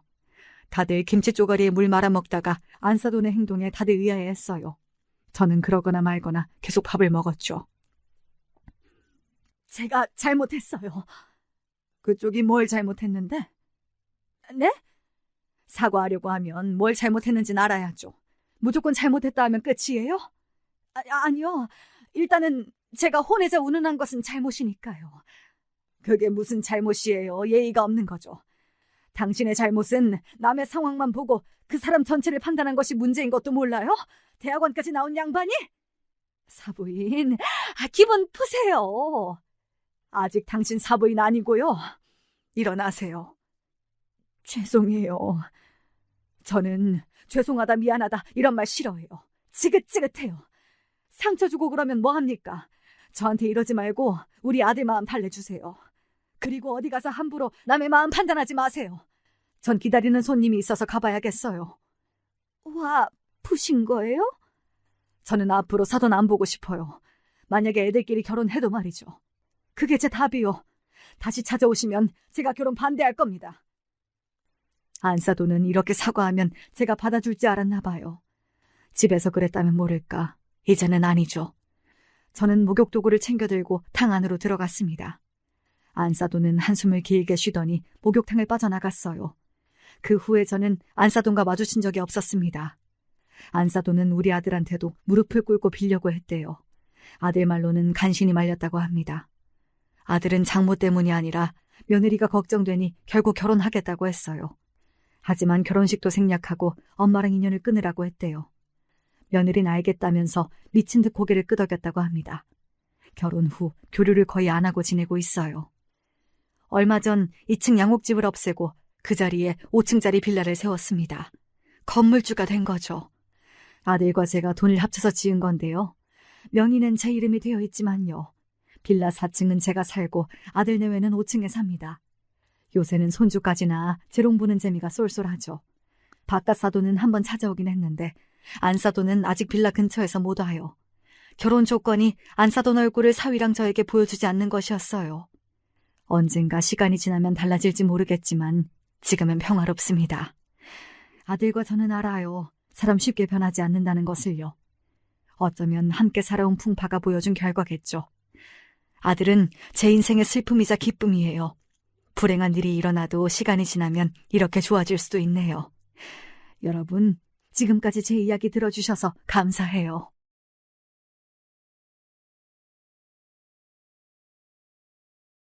안녕하세요. 저는 이제 막 40대에 접어들었고 귀여운 딸아이를 하나 둔 가장입니다. 결혼 같은 거 안 하겠다고 결심하고 살아왔는데 어찌어찌 이런 생활에 접어든 거 보면 인생이란 건 참 알 수가 없어요. 물론 지금 이렇게 안정된 상태에 오기까지 결혼하고 나서도 많은 일이 있었답니다. 저는 외동아들로 형제 자매 없이 자라온 삶인데다가 원체 부모님도 무뚝뚝하신 편이에요. 그런 와중에 아주 다정하고 사람 잘 챙기는 아내를 만나서 결혼했죠. 이런 아내를 보고 우리 부모님도 엄청 좋아하셨답니다. 아이고, 이렇게 이쁜 며느리를 만나게 될 줄 누가 알았겠냐.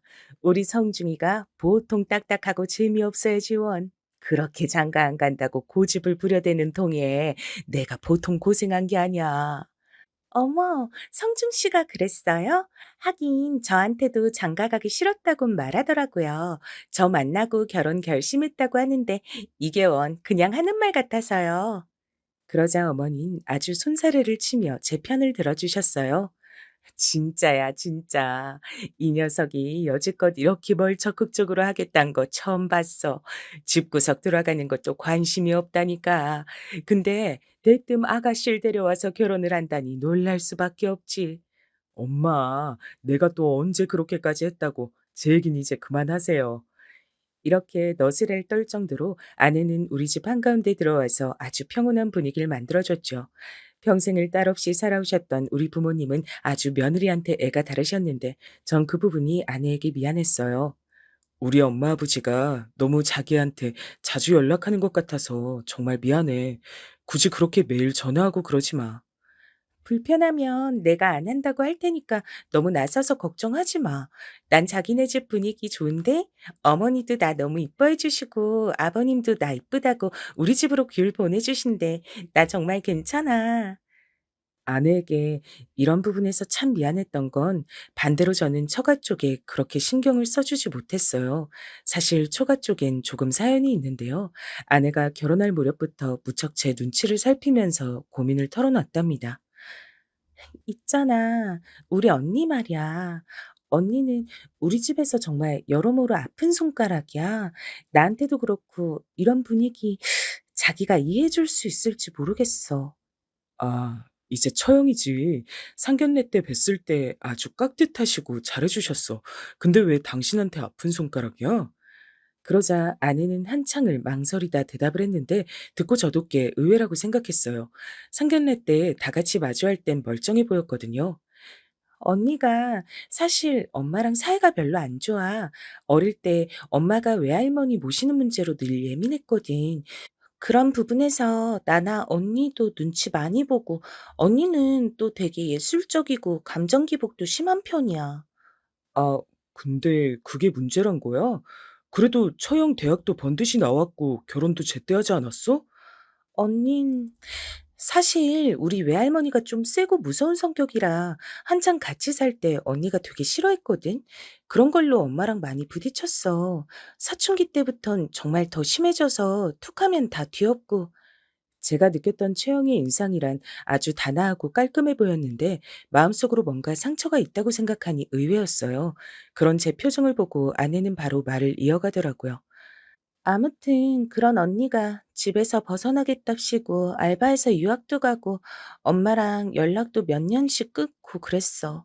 엄마가 맘고생 진짜 많이 했고 나도 언니 미워한 적도 있는데 알고 보니까 언니가 우울증으로 약을 오래 먹었더라고.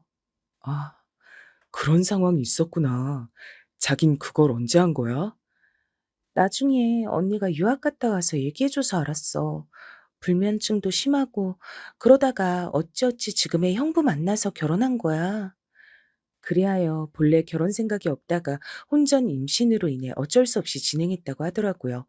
안 그래도 상견례 때 딸아이를 데리고 세 식구가 같이 나왔는데 인상 깔끔하고 부티나 보이긴 했지만 뭔가 좀 차가워 보이긴 했었어요. 언니네가 보기엔 번듯한 가족 같아도 실제로 문제가 좀 있어. 난 형부가 여전히 불편해. 여기서 말하는 아내의 형부, 그러니까 저에게 손윗 동서는 저보다 나이는 어리답니다. 처형보다 나이가 너댓 살 어린 연하남 편이라 나이론 제가 더 위에 있어요. 이것 때문에 호칭 정리하기 참 힘들었는데 동서 역시 저한테 애매하게 말을 하더라고요. 안녕하세요. 서로 호칭 정하기 골치 아프니까 그냥 동서 정도로 맞추는 게 낫겠네요. 어차피 처가 사위들끼리 그렇게 자주 볼 일도 없으니까요. 뭔가 딱딱하게 말하는 것이 조금도 곁을 주지 않겠다는 의지가 느껴져서 저도 긴장했어요. 애시당초 저는 이런 경험을 해본 적이 없으니까요. 남자 형제도 없이 자랐고 처가에서 사위들끼리 어떤 교류가 있어야 할지도 잘 몰랐어요. 근데 저는 이 동서라는 존재에게 약간 호기심이 생겼던 시기가 있었어요. 왜냐면 저희가 결혼한 지 얼마 안 되어 바로 집들이를 했었거든요. 그때 우리 집에 오긴 했는데 좀 거슬리는 부분이 있었어요. 아, 이 동네 좀 교통편 힘들지 않나요? 가끔 외근 나와서 이쪽 돌 때 있는데 맨날 운전할 때마다 욕 나오던데. 직장이랑 다니기 안 불편하신가 봐요. 그야 뭐 편한 교통편은 아니니까 지하철로 오갈 때가 많아요. 저도 대강대강 존대하면서 말은 했지만 그래도 나이로는 제가 위인 거 알 텐데 은근슬쩍 말을 자꾸 놓더라고요.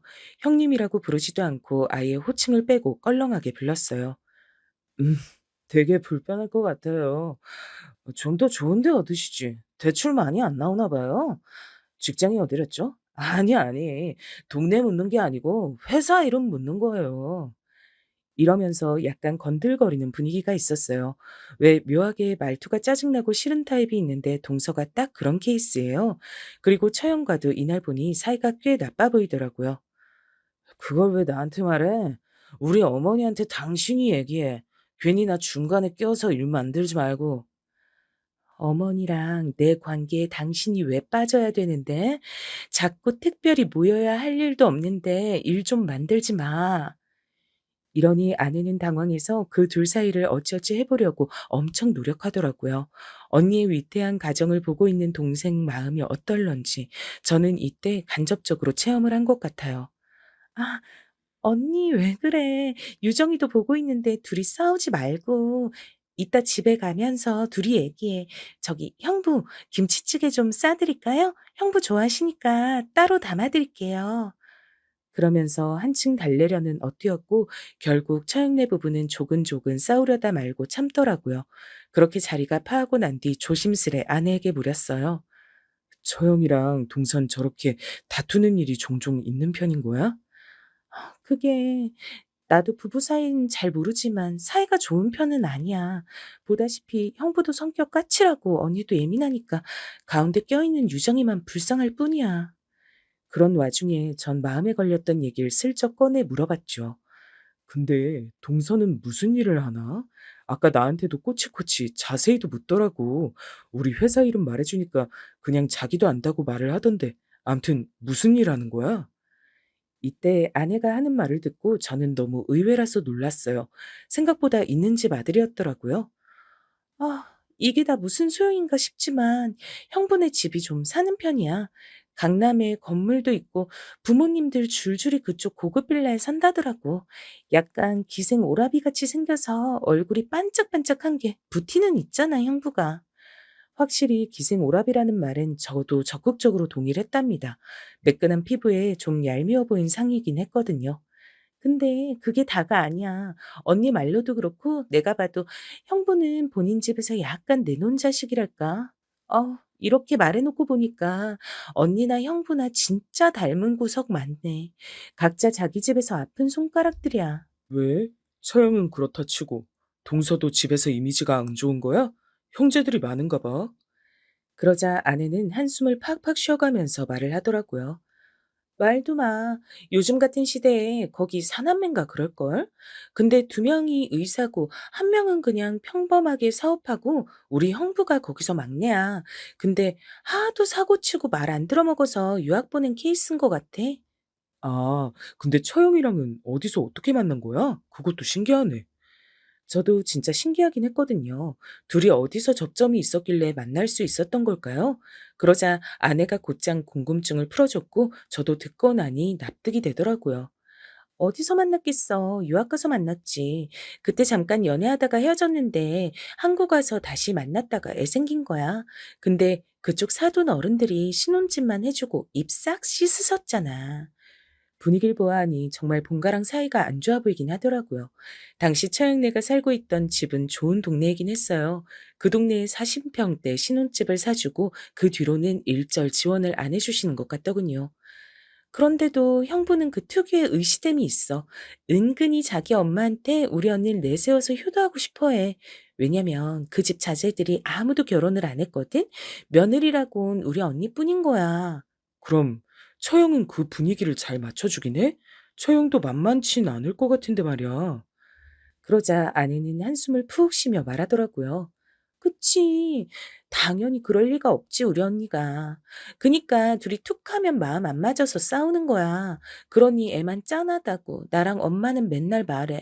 엄마가 오죽하면 나보고 결혼하지 말랬다니까. 아니, 왜 당신한테? 왜 굳이 결혼하지 말라고 하신 거야? 당연하지. 큰딸이 결혼해서 저렇게 속썩이고 맨날 전화 걸어오고 하루가 멀다 하고 우는 소리 하니까 지겨운 거야. 나한테도 절대 임신 먼저 하면 안 된다고 신신당부했다니까. 이런 상황이라 듣다 보니 저도 속 시끄러웠지만 솔직히 동서 얼굴 볼 날이 얼마나 있겠나 싶었죠. 그렇잖아요. 남자 손윗동서랑 형님 간에 마주칠 것 별로 없으니 그냥 남의 얘기라고 생각하기로 했어요. 그런데 세상 일은 정말 뜻한 바대로 흘러가지 않는 것 같아요. 사람 인연이 여기서 갑자기 몰렸다가 저쪽에서 갈라지기도 하고 그러더군요. 얼마 안 가 아내는 자기도 일을 해야겠다고 본격적으로 선언했고 저는 적극적으로 밀어줬는데요. 다행히 그 흐름은 아주 순조로웠어요. 어차피 아기 태어나면 이런 아동복 사업은 계속 이어서 할 수 있거든. 내가 예전에 뭐 떼다가 소품 같은 것도 팔고 했는데 그때 수입이 괜찮았어. 지금은 그저 애기 생각만 하면서 천천히 했으면 좋겠어. 뒷일은 너무 걱정하지 말고. 이런 화제가 나오게 된 이유는 우리에게도 아기 천사가 찾아왔기 때문이에요. 그러면서 아내도 은근 생계 걱정을 했거든요. 이 무렵 저희 부모님은 너무 기뻐하시고 신나셔서는 밥 사주시겠다고 서울까지 올라오셨지 뭐예요. 우리 며느리가 아주 그냥 복덩이야, 복덩이. 가까이 살면 내가 밥도 해다 주고 뭐도 해주고 할 텐데 멀리 있어서 못 해주고 미안해 죽겠어. 자, 많이는 못 주지만 이거 용돈이다. 먹고 싶은 거 사 먹어라. 그러면서 어머니는 아내에게 50만 원을 주셨고 아내는 받고 어쩔 줄 몰라 했어요. 어머니, 감사합니다. 주신 돈 잘 저금해뒀다가 애기 잘 입히고 먹을게요, 어머니. 에구, 그게 무슨 말이야. 너 잘 먹고 잘 입으라고 준 거야. 요즘 같은 때 하도 애들 안 낳아서 난리들인데 너무 고생 많고 욕봤어. 맛있는 거 사 먹고 이 녀석한테도 이거저거 많이 시켜 손 까딱하지 말고. 그렇게 너스레를 떠는 어머니를 우리 아내는 참 편애하고 좋아했어요. 나는 우리 엄마가 고생도 많이 하고 딱딱한 성격이라 생전 애교 한번 못 부려보고 이쁨도 못 받았거든? 엄마는 늘 신경이 언니한테 쏠려 있어. 근데 우리 어머니는 날 너무 이뻐해 주셔서 좋아. 이 말에 저도 고마워하고 있었는데요. 확실히 저희 엄마 말 맞다나 아내는 느지막이 애를 가져서 그런지 여러모로 힘든 관문들을 만나게 됐어요. 그런데 예상외로 또 쇼핑몰이 잘 되고 어떤 달은 택배 감당이 안 될 정도로 주문이 몰려 이거 혼자서는 도저히 안 되겠더라고요. 그러던 차 급기야 아내는 하면 안 될 선택을 해버렸어요.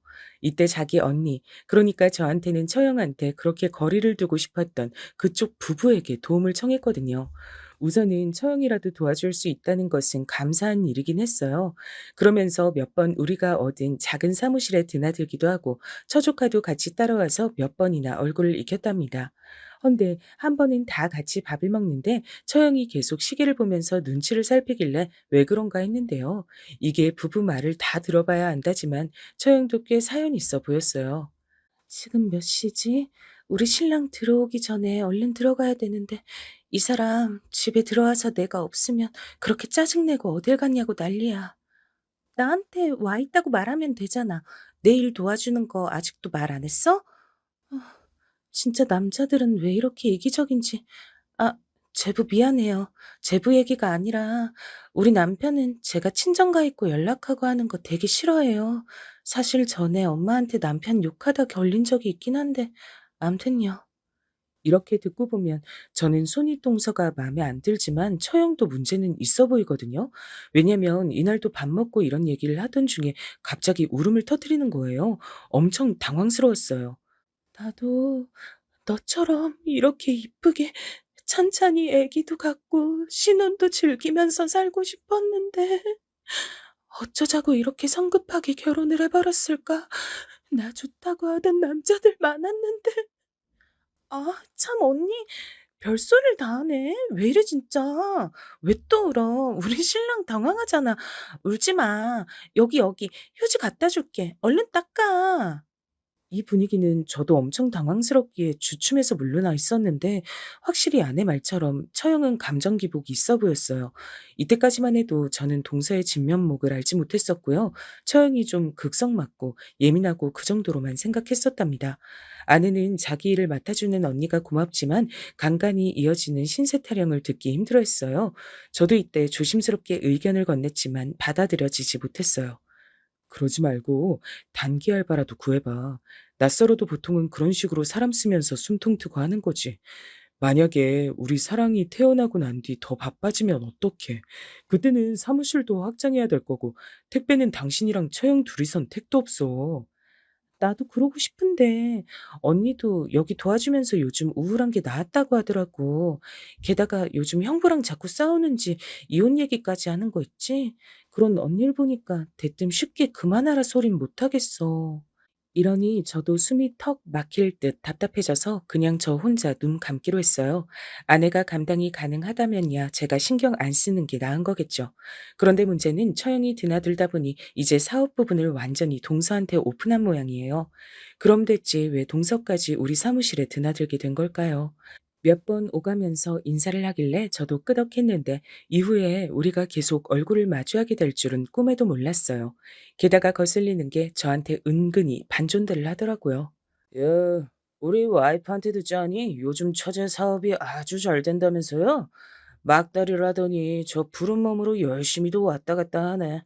형님이 손보실 일이 많겠어요. 어떻게, 제가 좀 도와드릴까? 아, 글쎄, 뭐 그럴 건 없을 것 같은데. 우리도 두고 보다가 알바도 쓸 거고 도움이 필요하면 나중에 말하면 되니까. 저도 사실 동서한테 말을 놓기도 높이기도 뭐해서 늘 호칭도 슬쩍 넘기고 뒷말도 흐리면서 말을 해요. 근데 은근히 말 놓고 짧게 하는 게 기분이 나쁘더라고요. 헌데 당시에 공교롭게도 아내는 몸이 약해진 터라 사무실에 들러보지 못했고 그러다 보니 거의 동서와 처형과 연락하며 사업을 이어가게 됐어요. 그러다 보니 본의 아니게 평일 저녁이라든지 주말 같은 때는 제가 동서랑 독대해야 될 때가 있는 거예요. 어차피 이렇게 된 거 피할 수 없으니 대화 정도는 했는데요. 이때 의외로 동서의 다른 면들이 보였어요. 말을 짧게 해서 재수없게 생각했는데 은근히 부침성은 있더라고요. 사실 저도 뭐 아시겠지만 집에서 내놓은 자식이라 살아가기 아주 힘들어요. 여기저기 눈치 보고 기웃거리고 우리 집에선 저 아파트 해준 걸로 입 싹 닫고 안 보려고 하니까 와이프랑도 맨날 예민해요. 형님은 그래도 행복해 보이시는데요. 뭐 행복이란 게 별게 있겠나요? 그냥 가정 꾸려서 안 아프고 잘 살면 그만인 거죠.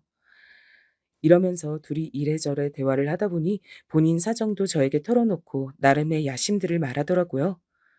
우리 와이프도 나 때문에 우리 집에 밉게 보이고 고생 많이 했거든요.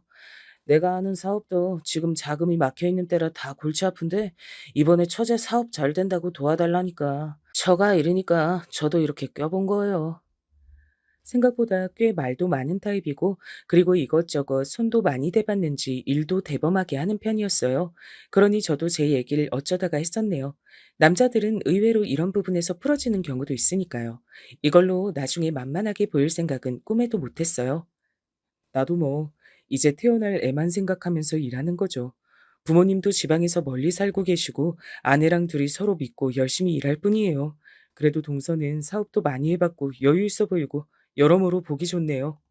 그랬더니 동서는 눈을 번뜩이며 되게 자신 있게 말하더라고요. 저한테 뭐든 필요한 거 있으면 말씀하세요. 솔직히 저제 사업하는 것도 제 눈에는 이것저것 보여서 더 조언하고 싶은데 가족이니 더 조심스러운 거죠. 그리고 아실지 모르겠는데 제가 장모님이랑 사이가 좀 별로예요. 장모님이요? 장모님이랑 왜 어차피 둘이 얼굴 볼 일도 그닥 없지 않나요?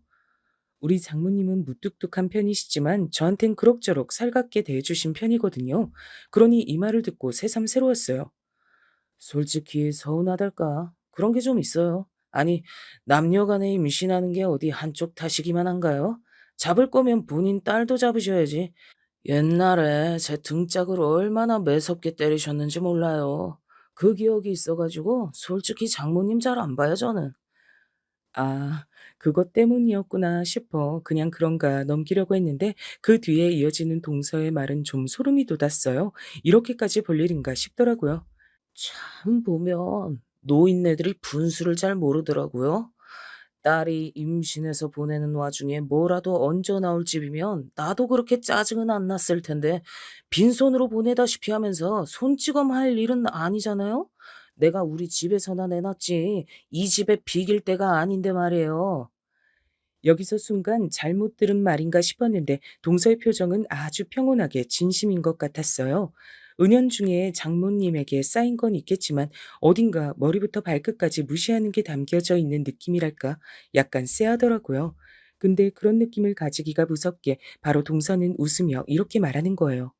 어쨌든 형님, 이렇게 가족이 된 것도 인연이고 다 인연 아니겠어요? 전 형님이랑 더 친해질 수 있을 것 같아요. 앞으로 자주 볼 것 같은데 서로 뭐든 도움될 거 있으면 힘이 돼주자고요. 곧 처제도 애기 낳을 텐데 제가 이것저것 팁도 많이 드릴게요. 우선은 이런 식으로 얘기를 마주했고 전 이때의 대화들을 그렇게 마음에 두진 않았어요. 그리고 며칠 지나 아내는 한밤중에 양수가 터져 곧장 산부인과로 직행하게 됐답니다. 그런데 어찌나 고생을 하는지 우리 딸은 자기 엄마를 엄청나게 힘들게 만들더니 결국 수술을 해서 나오게 됐답니다. 시골에서 장모님이 올라오시고 다들 병원으로들 왔는데요. 이때 동서는 오지 않았어요. 처형이 다급히 변명을 하더라고요. 저기 많이 바빠서 우리 신랑은 못 왔어, 엄마. 한창 바쁠 때라. 근데 장모님은 그냥 안 넘기고 다그치시더라고요. 야, 이게 아주 지 처가를 똥으로 보는 거야, 뭐야? 처제가 지들 애를 그렇게 애기 때부터 봐주고 물고 빨고 다 했는데 그 처제가 애 낳는다고 하면 얘 이상 쳐와서 포기라도 해야지. 아유, 꼴보기 싫어 망할 놈 같으니. 그런데 이런 반응을 보면 단순히 혼전 임신만으로 이렇게 미워하시는 건가 싶어 납득이 잘 안 되기도 했어요. 암튼 장모님은 이때 며칠간 저희 집에서 산후조리를 해주셨어요. 니네 외할머니는 삼촌한테 맡기고 왔으니까 너무 신경 안 써도 돼. 오늘 내일 하는 것 같아도 안 죽을 사람처럼 살아있으니까 걱정 마. 나도 내 딸내미 좀 챙기고 살자고 아주 호통을 치고 왔어. 덕분에 이때 아내는 장모님과 시간을 보내면서 조금 밝아졌답니다. 처형도 중간중간 드나들면서 눈치를 봤었고요. 근데 이때 장모님이 하시는 말씀을 듣고 분위기를 눈치채긴 했어요. 아니, 아예 장모님이 먼저 나서서 종용을 하시더라고요. 너 얼른 얘 사업에 따라붙어서 같이 일하고 너도 능력 키워. 그리고 지금부터라도 준비해서 이혼할 생각해. 어머, 엄마. 제부도 있는 앞에서 무슨 말이야, 진짜. 내가 왜 이혼을 해? 그런데 장모님을 가슴을 치며 마구 화를 내시더라고요. 왜 그놈이 지 처제 사업하는 데까지 드나들면서 주접이야. 다 네가 만만하니까 그런 데 껴들고 있잖아. 그 미친 시댁도 너 결혼할 때도 막말해대고 아유 진짜 애만 아니었으면 유정이만 없었으면 진작 다 내쫓았을 거야. 이쯤 되니 저는 둘 사이의 골이 뭔지 궁금해졌고 급기야 그 다음날 장모님이 잠깐 나가신 사이 아내가 말을 해줬는데요. 듣고 저는 선뜻 놀랐어요. 동서에 대한 다른 얘기를 들었으니까요. 엄마가 저러는 거 이유가 있는데 사실 형부가 바람핀 적 있거든. 에? 그게 뭐야? 언제? 아니, 그걸 알고도 처형은 같이 살고 있는 거야? 그보다 장모님은 그걸 언제 하신 건데? 엄마랑 같이 있으니까 이런 부분은 어쩔 수 없이 오픈하게 되네. 사실 언니가 애 낳고 돌 됐을 쯤 형부가 예전에 만나던 여자랑 노닥거리는 걸 들켰어. 그때 엄마가 쫓아가서 죽일 듯이 멱살 잡고 그랬지. 아, 그야 장모님 입장에선 그럴 수밖에 없으시지. 아니, 동서는 어쩌다가 왜 그런 거래? 아내는 이런 부분을 알면서도 계속 자기 형부를 참고 봐야 했던 것 같더라고요. 다 어디까지나 집안이 기울어서 그랬다나요? 바람 피우는데 이유가 있겠어? 그냥 옛 여자가 생각났겠지. 언니 우울증이나 떽떽거리는 성격에 질린 부분도 있을 거야. 암튼 형부가 100번 잘못한 거 맞는데 그때 헤어지지 못했어. 그때도 이혼할 생각은 있었던 거네, 그럼. 근데 그 지경까지 갔으면 같이 살기 힘들지 않아? 지금도 투닥거리긴 해도 잘 지내는 것 같은데. 난 꿈에도 상상 못했어. 이때 나온 말을 듣고 저도 경악할 수밖에 없었어요. 장모님 입장에선 동서가 원수 같을 만도 하더라고요. 언니가 시댁에 울면서 형부 바람을 얘기했는데 그럼 이혼하고 애 데리고 나가라고 했나 봐. 집은 그대로 두고 아무것도 못 준다고 말이야. 우리 엄마까지 쫓아가서 난리를 쳤는데 시댁 어른들이 눈 깜짝도 안 했어. 딸 잘 키우지 그랬냐고 하더래. 이런 상황까지 듣게 되니 저도 동서에 대해선 어느 정도 경계하게 되더라고요. 뭐 남녀를 떠나서 외도하고 하는 종자들은 애시당초 동서끼리의 사이에서도 꽤 별로인 타입이니까요. 암튼 얼마 안 돼요. 장모님은 호언장담하시던 것과 달리 외할머님이 위독해지시는 바람에 다시 내려가셨고요. 아내는 한 달 만에 복귀해서 다시 일을 하게 됐어요. 이때 사무실을 결국 넓히게 되어 근처로 이사 가게 됐답니다. 하지만 이때 정말 어쩔 수 없이 명목상으로 처형이 봐주고 있었지만 동서는 자기 거래처를 소개시켜 준답시고 슬쩍 한 발을 걸어둔 상태였거든요. 저한테 갑자기 전화 와서 이러더라고요. 잘 지내셨죠, 형님? 보니까 처제가 애 낳고 몸이 많이 안 좋다면서요. 당분간은 저희한테 맡겨두세요. 쇼핑몰 배송이나 상담 관련된 것도 직원 뽑아뒀으니까요. 잘 될 때 처제가 나와서 좀 더 힘을 내야 할 텐데 안타깝네요. 저는 이 상황이 찜찜했지만 그래도 처형은 꽤 진지하게 이 사업에 동참하고 있는 중이었거든요. 아내는 꽤 굳건하게 처형을 믿고 일을 맡기고 있어서 더 나서진 않았어요. 하지만 언제나 찜찜한 것들이 사건을 만드는 법이죠. 왜냐면 얼마 안 되어 알바생 한 명이 그만뒀는데요. 제가 뽑았던 직원이라 그런지 저한테 연락 왔더라고요. 전화 받고 저는 무척 당황스러워서 곧장 손윗동서에게 전화를 했어요. 저기 동서, 김지현 씨 그만뒀다는데 동서도 알고 있지? 이거 설명을 좀 해줘야 될 것 같은데. 이렇게 말해서 좀 그렇지만 동서한테 불만이 있는 것 같더라고. 급여도 잘 안 주고 일을 과하게 시켰다고 하는데 이거 어떻게 된 일이야? 저는 개인 사업자가 아니긴 하지만 다니는 회사에서 맡고 있는 직책으론 수없이 이런 일을 해봤으니까요. 동서가 일을 하는 모양새가 마음에 안 들었어요. 근데 동서는 제대로 듣지도 않고 갑자기 말투가 세져서 이렇게 말하더라고요. 걔가 그렇게 말하던가요? 그거 노동청에 고소한다고 사람을 그렇게 궁지에 몰더니 기어이 그 꼴을 내네. 다 됐고요. 내 전화나 좀 받으라고 하실래요? 저기 동서, 그렇게 말할 분위기가 아니야 이거. 내가 말하기도 좀 그렇지만 개인적으로 따로 보자고 부르기도 했다는데 그것 때문에 아주 불쾌해하더라고. 신고하겠다고 하는 걸 내가 지금 막고 있어. 어떻게 된 일이야? 진짜 이건 처형이나 저희 아내에게 말하기도 좀 민망한 상황이라 전 꽤 난감한 상태였어요. 그런데 갑자기 동서는 무슨 돌에 벼락이라도 맞은 사람처럼 이렇게 대꾸하더라고요. 암만 생각해도 정상인 것 같지 않아 보였어요. 아, 진짜 별 참견을 다 하시네. 저기 형님, 나는 그런 말 한 적이 없어요. 내가 미쳤어요? 어디 그런 기집애가 하는 말에 놀아나서 지금 나한테 이래라 저래라 하는 거예요? 아니면 어쩌려고 진짜 어이가 없네. 저는 너무 황당해서 말이 안 나왔어요. 동서에 대한 처가의 평이 워낙 안 좋긴 해도 얼마 전까진 저랑 허심탄회하게 대화도 제법 길게 나눴고요. 여직원과의 얘기를 물을 때도 최대한 예의를 지켰다고 보거든요. 그러면서 끝내 이런 말까지 던지더라고요. 화가 난 저는 당분간 동서를 안 봤어요. 어지간히 돈도 없고 쌩떼 쓰는 그 코딱지만한 회사 호흡기 겨우 붙여서 살려주려 했더니 진짜 별의별 궁상을 다 보네요. 그 여자애 고소하던지 신고하던지 신발을 던지던지 알아서 하라고 하세요. 아, 기분 더럽네 진짜. 그러면서 전화를 끊어버렸고 저는 한참을 멍하니 있었어요. 아내에겐 일단 이 상황을 털어놨는데 말한 게 후회될 정도로 괴로워하더라고요. 아, 진짜 형부랑은 정말 못 해먹겠다. 이래서 내가 형부가 자꾸 드나드는 게 싫었다니까. 아, 너무 싫어 진짜. 어떡하지 여보? 그 여직원 내가 만나서 잘 처리해볼게. 진짜 너무 스트레스야. 결국 아내가 어찌어찌 만나서 같은 여자 입장에서 회유를 해가지고 퇴직금까지 줘서 보냈어요. 듣고 보니 또 있을 법한 얘기고 거짓말 같지 않아 그렇게 해줬다더군요. 언니한텐 이런 얘기 이제 죽어도 못해. 형부 바람피고 난 다음 언니 제정신 아니었거든. 안 그래도 살얼음판에 서 있는 것처럼 예민한 사람이 배우자 외도 겪고 제대로 살아지겠어?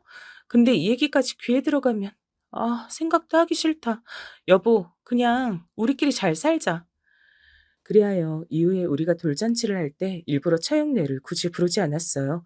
아내는 그냥 솔직하게 처형에게 말했다더군요. 언니한테 그냥 형부 보기 불편하다고 뭐 때문인진 말 안 하고 언니만 오라고 했거든. 근데 언니가 또 그럴 순 없다는 거야. 난 답답해진 거지. 그냥 마음대로 하라 그랬어. 실제로 진짜 이날 처형네 부분 오지 않았어요. 우리도 그냥 관심을 끊기로 했답니다. 이 무렵부터 처형조차 아내에게 연락을 끊고 오질 않으니 아내는 많이 힘들어했어요. 왜 언니까지 저럴까? 우리 마음은 알긴 하는 건지, 형부가 언니한테 뭐라고 말한 건지 모르겠는데, 언니가 전화도 잘 안 받아. 나 너무 속상해, 여보. 별 수 있겠어. 그래도 자매니까 처형은 좀 기다려봐. 동서에 대해선 나도 뭐라 할 말이 없다. 그리하여 시간이 지났는데 한 6개월쯤 지났을까요? 저에게 동서로부터 전화가 걸려왔지 뭐예요. 마치 그 앞전의 일들은 전혀 없었던 것처럼 말이에요. 잘 지내셨죠, 형님? 그간 안 본 지도 좀 됐고 서로 일들도 많았고 그래도 가족인데 이렇게 지내면 안 되잖아요. 저희가 한번 찾아갈 테니까 밥 좀 사주십시오. 그게 그래. 나야 뭐 잘 지냈지. 근데 요즘 우리 집에 장모님이 와 계셔. 와이프가 너무 바빠서 애를 잘 못 챙기니까 대신 봐주시거든. 보려면 다 같이 만나서 식사해야 되는데 괜찮은 거야? 장모님도 같이요? 아, 싫은데. 뭐 어쩔 수 없죠. 언제까지 이럴 수는 없으니까요. 그럼 형님이 말씀 잘 해주시고 날짜 말해주시면 저희가 한번 들를게요. 약속 꼭 잡아주십시오. 이렇게 통보하듯 말을 해서 저는 여전히 감정이 나빴고 일단 아내에게 말을 전했어요. 그런데 이때 아내 역시 반응이 안 좋았어요. 거절하는 건 아니었지만요. 나도 오늘 언니한테 전화 받았어. 왜 이제서 연락을 했는지 들었는데, 와, 과간도 아니더라, 형부. 한동안 무던하게 지내는 것 같더니, 글쎄, 형부가 언니한테 우리랑 다시 만나지 말라고 했었다네? 왜? 근데 그럼 왜 다시 지금 만나잔 거지? 나보곤 회포나 풀 겸 보자고 하던데. 그거야 나도 모르지. 근데 저번 그 여직원 일로 당신한테 불같이 화내고선 언니 보고도 처제네랑 연락하면 가만 안 둔다고 했대. 자기를 우습게 봤다면서 또 거기 드나들면 이혼이라고 했다나? 기가 막히지 않아? 저는 더더욱 이런 상황이 이해가 안 갔고 그런 주제에 왜 새삼 지금은 보자는 건지 모르겠더군요. 근데 언니도 똑같은 말을 하더라고. 형부가 우리 집 가자고 했다나? 어휴, 진짜 너무 불편해. 이런 말 하면 안 되는데, 나 형부가 너무 미워, 정말. 아무튼 이런 얘기를 듣고 나니 저도 안 보고 싶었으나 이미 저렇게 약속을 잡자고 하니 어쩌나요. 만나서 뭐 때문에 다시 보자고 하는 건지 얘기나 들어보고 그때 가서 인연을 결정 짓자는 생각을 했어요.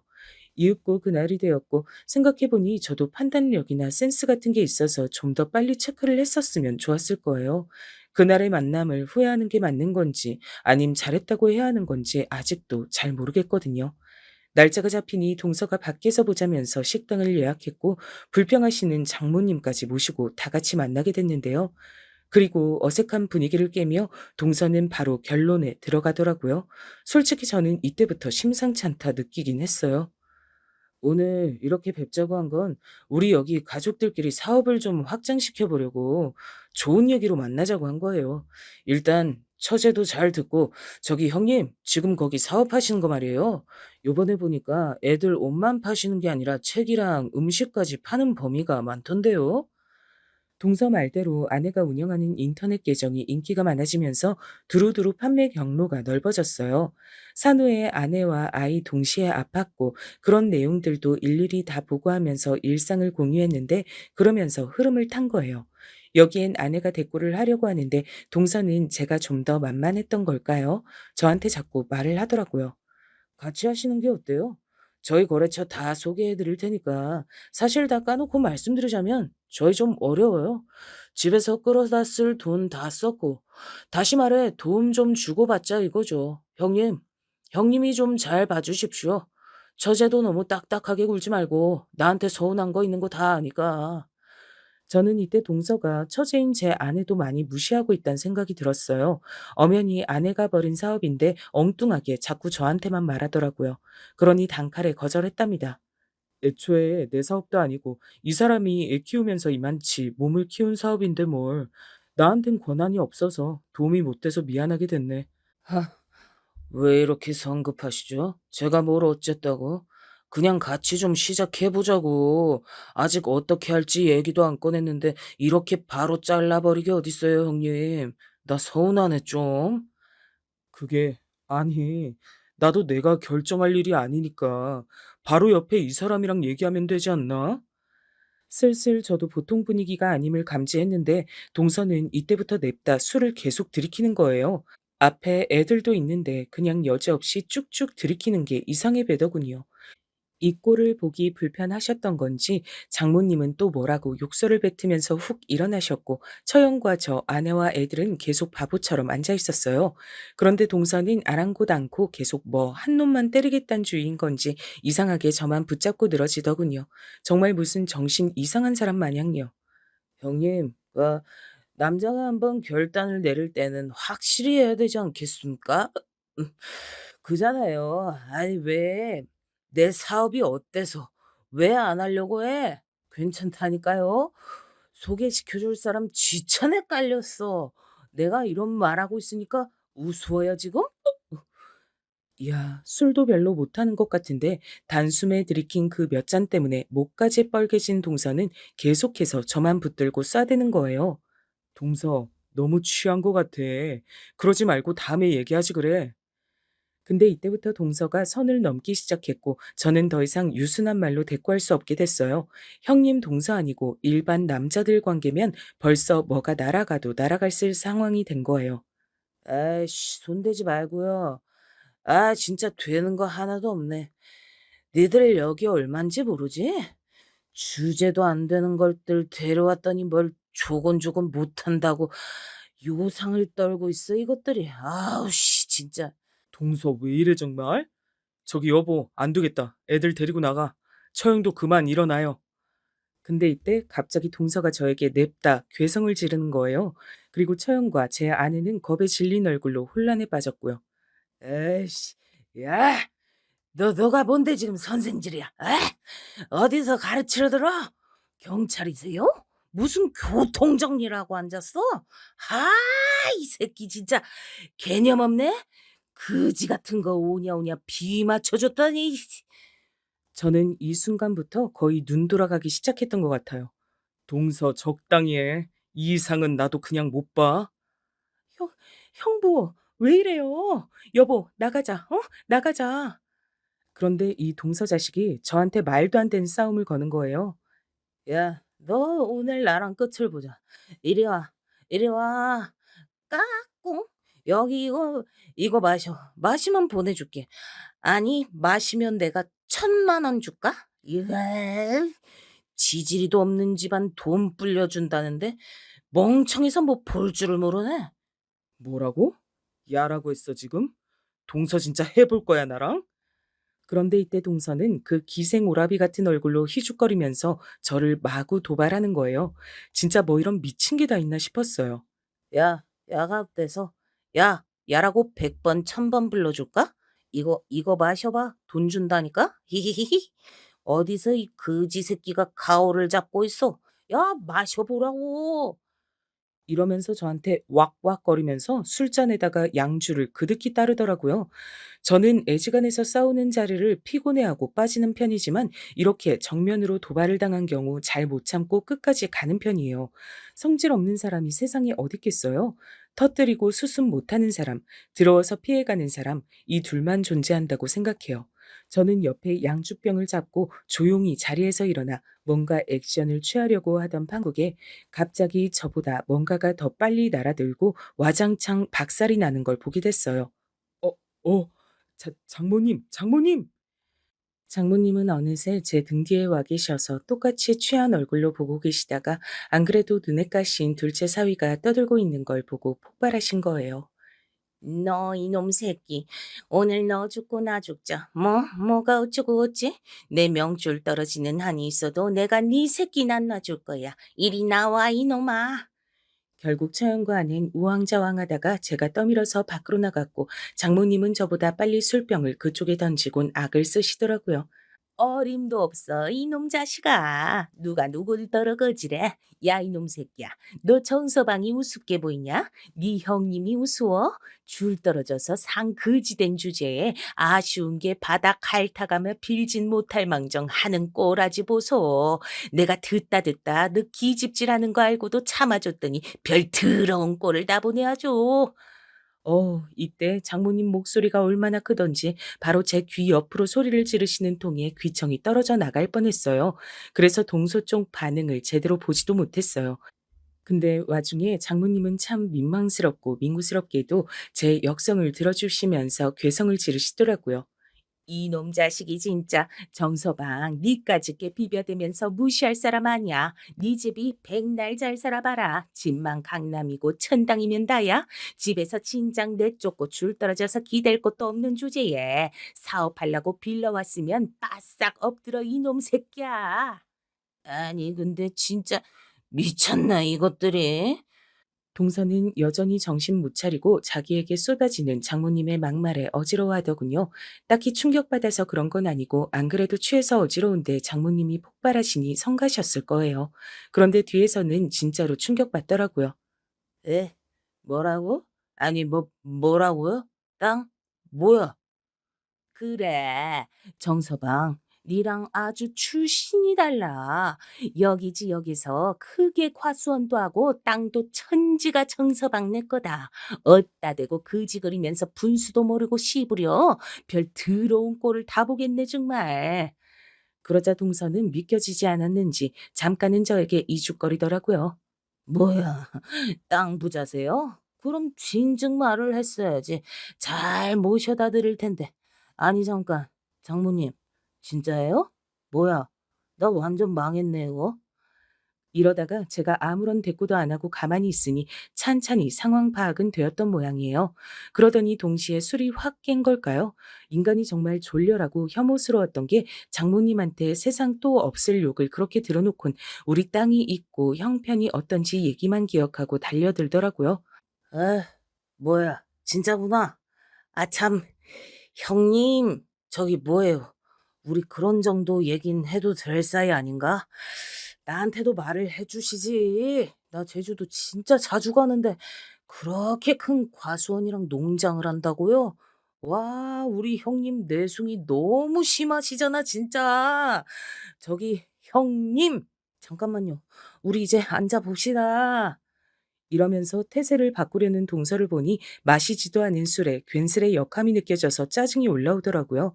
다 자리를 정리하고 가려는 저를 붙잡고 늘어지고 계속해서 가려는 저에게 심지어 무릎까지 꿇어버리는 모습을 보니 너무너무 어이가 없었어요. 하지만 제가 대꾸할 새도 없이 장모님이 그냥 다 선을 그어버리시더라고요. 내가 그간 딸이랑 손녀 불쌍해서 참았는데 너 같은 놈이랑 계속 인연 맺고 살다간 내가 우리 90 먹은 엄마보다 일찍 죽겠다. 니들 이혼해. 명령이야. 이혼 안 하면 엄마랑도 인연 끊잖아. 아씨, 장모님, 뭐가 이렇게 다 마음대로람? 내 뜻은 들어보지도 않아요? 아, 이게 뭐냐고? 어딜 가요? 다 앉으라 와! 이렇게 술주정을 부려가며 오락가락하는 동서를 그 자리에 버려두고 우린 모두 밖으로 나갔어요. 수일 후에 속전속결로 이혼건은 진행되었고 처형은 확고하게 마음을 먹었는지 여러 가지를 준비하더군요. 나 이번에 진짜 생각 많았어. 저 인간이 나한테 먼저 처제랑 연락하며 이혼이라고 했었으니까 머릿속으로 몇 번이나 상상했는데 이번에 제부한테까지 하는 꼬라지 보니까 결론은 난 것 같아. 나 어떻게든 살아갈 거야. 새끼가 있는데 정신 차리고 살아야지. 그러면서 절 보더니 한마디 하더라고요. 제부, 미안해요. 전부 나 때문이야. 너무 고생 많았어요. 잘 해결할 테니까 우리 신랑한테 험한 꼴 당하게 한 거 용서해줘요. 미안해요, 정말. 이리하여 처형은 결국 시간이 걸려 이혼을 했어요. 하는 마당에 아내는 제대로 준비해서 그간 외도 기록들이라든지 화가 나고 술 마시면 다소 물리적인 행동을 하는 것들 다 포함해서 처형네 시댁 쪽에 이래저래 청구하고 소송까지 가게 되었어요. 쉽진 않았지만 위자료와 함께 이혼은 하게 되었고요. 저는 동서에게 당했던 그날의 치욕은 그럭저럭 달래어가며 잊어가는 중이에요. 그렇게 있는 집 아들이랍시고 저를 저 밑에서부터 무시하고 있었던 걸 그날 다 드러냈고 본인 형편에 비해 제 형편이 더 낫다는 걸 아니 바짝 무릎 꿇었던 것부터 정말 별 들어온 인간 군상의 모습을 다 체험한 것 같아요. 열심히 일생을 일구어 오신 부모님이 축적하신 부를 제가 다 아무런 노력 없이 받는 건 아니고 저도 직장을 정리하고 한 3년 안쪽으로는 그쪽으로 향할 계획은 있어요.